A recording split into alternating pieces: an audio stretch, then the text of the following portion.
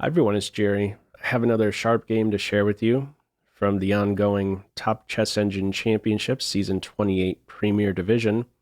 This was a round 9 game played August 6th. On the white ends, we have KomodoDragon, rated 3620, playing against Ethereal, rated 3618. We are looking at a King's Indian Defense, classical line. In this game, we have the Mardel Plata variation, and our start position for this game is right here. KomodoDragon does not have a wide range of options on move 1. The first move of this game is Bishop f2. Now, when these two players played earlier, August 3rd, with colors reversed from this same start position, Ethereal also went on to win that game. And in that one, we were quick to see a queen exchange, and that was also a much lengthier game, a 108 mover versus this game I'm sharing with you now, a 77 mover. This one much more brutal, I would say. No early queen exchange in this one. Okay, move 1, bishop f2 it is, king h8, and given the structure, what are we looking to do? All of these fixed pawns, well, for starters, can go ahead and paint the board a little bit, identify the invasive pawns, and play on the side of the board where they're located. So for white, that means queenside play. We continue with b4, and eventually for black, it will be kingside play. All right, first things first, black has to support c5, so b6 it is. a4 is met with a5. Black doesn't want to see white play a5 and peel a line open on that wing on the queen side. So we have a5, b takes c, and b takes c is played. Now I did test out why not maybe capture in this direction and open up a nice square for the knight. The b pawn experience is a problem. A quick queen b3, rook b1 can be difficult to defend that point. Do know rook b8, the b pawn is pinned. There's a tactic available on c5. So in this case here, we have b takes c, b takes c, and the follow-up from here is rook b1. Now, when Ethereal had white in this position, this is how the game continued. Just going to put on a few moves to show you how the queen exchange occurred. We saw queen b3, rook b1, and then queen b6, and eventually the exchange occurred on d8. All right, no early queen exchange in this one. Rook hops to the open file, g5, and an early pop quiz for you. How would you continue here? Feel free to pause the video. Okay, we have a sacrifice. Knight takes c5. D takes, bishop takes. A knight for 2 pawns in bounds, but these are 2 extremely dangerous pawns. Passers. We'll see how KomodoDragon works with them soon enough. Now, something I tested out. Can black maybe interfere with the sacrifice on c5? So rather than g5, let's back up a move. Rather than g5, is queen c7 a way to hold up this trick? No. In this position, you can still go for the capture on c5. Let me show you what this looks like. Knight takes c5, pawn takes knight, now knight b5, and where does the queen go?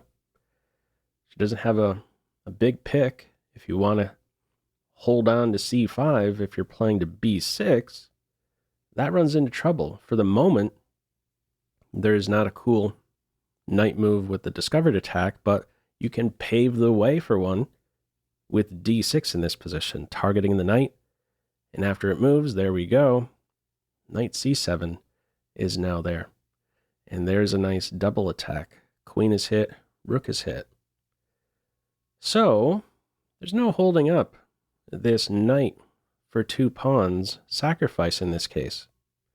So let's see how KomodoDragon plays with the connected passers. All right, mission accomplished. Get out of the way, bishop. Stick around near the king. And we're ready to start marching. There we go with c5, d6, and before our rook can get cut off, with knight b4, the rook, nice post here.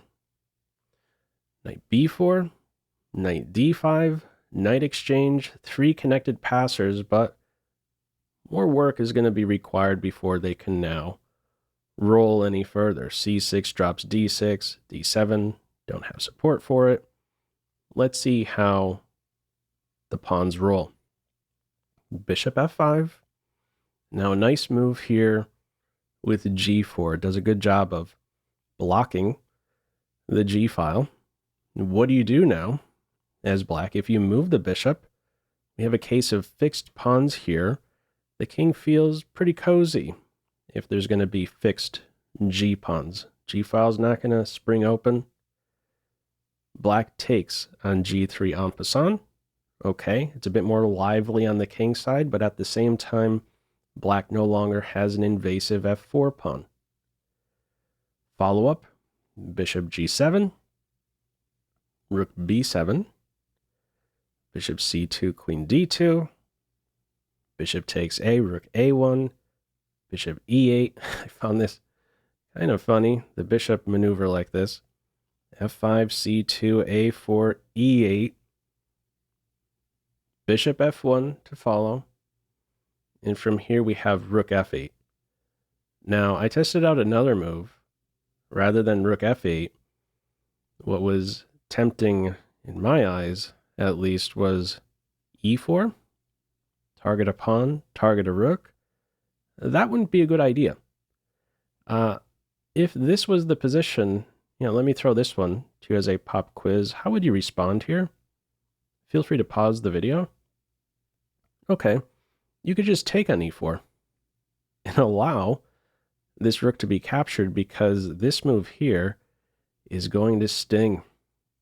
Now what? It says best block with the queen. Give up the queen.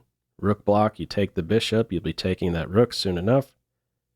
And what's the story if the bishop is captured? Well, we'll be having a checkmate in 2 from here. So my point, this discovered attack idea goes nowhere. What we have is rook f8, bishop h3. Bishop h3 now supports these passers. d7 nearby. Once d7 is in there, the c pawn is ready to roll. The follow-up from here is bishop f7. If rook takes f3, that's where we see it. d7 would hit. It says best is to give up the bishop. It's winning for white with rook takes to follow.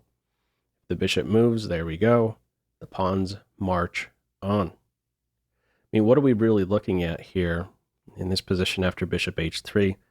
Again, a knight versus, a couple pawns. I see it like this. A knight on b3 that's kind of not doing anything.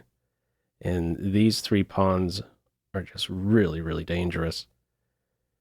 Okay, in this one, bishop f7 it is. Bishop e6. Bishop h5, g4. Bishop g6. Pawns roll. Follow up, queen f6.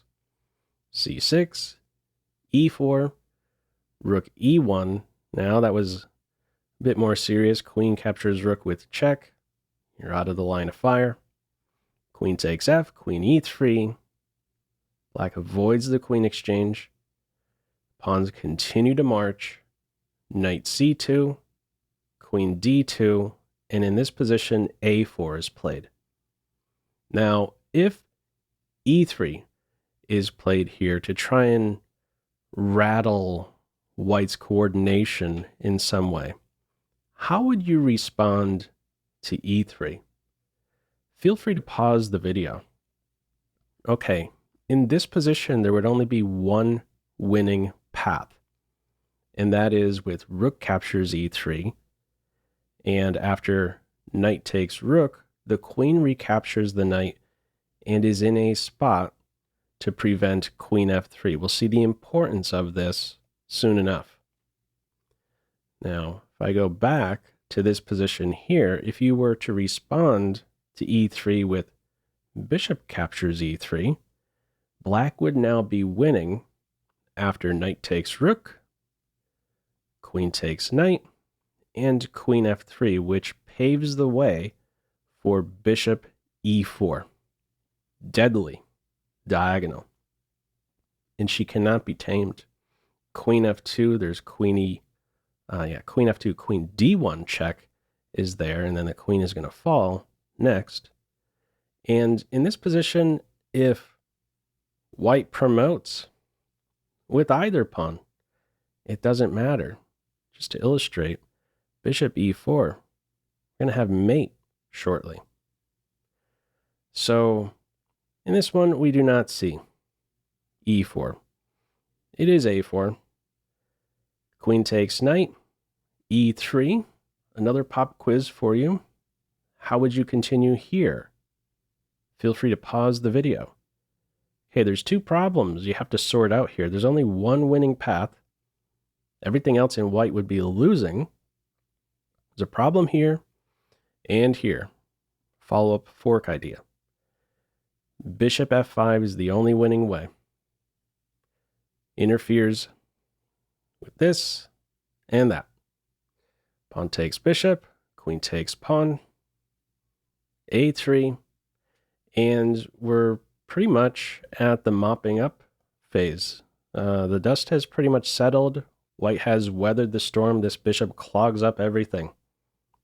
Wonderful interfering piece. Bishop, queen, rook. Nothing's happening with the bishop on g7, and we have these two dangerous connected pass pawns that roll. Another under promotion in this game to a rook in this case. Rook, queen, both winning. a2 is the follow-up. Rook takes, rook a7, and from here, rook f8 is played. If black tries to promote, this goes nowhere. Rook e takes queen, and black has nothing. Queen takes rook, rook takes queen. This goes nowhere for black. Have a dangerous pawn ready to promote. So in this one, we have no promotion, rook f8, rook takes a2, and eventually this one's going to be simplifying, just covering any nonsense that might occur on this diagonal. And rook, another rook on the back rank. More exchanges, and you could go straight in for the queen exchange at this point without fear of the follow-up pin. KomodoDragon just sidestepping with the king f1. You take the rook, pawn promotes.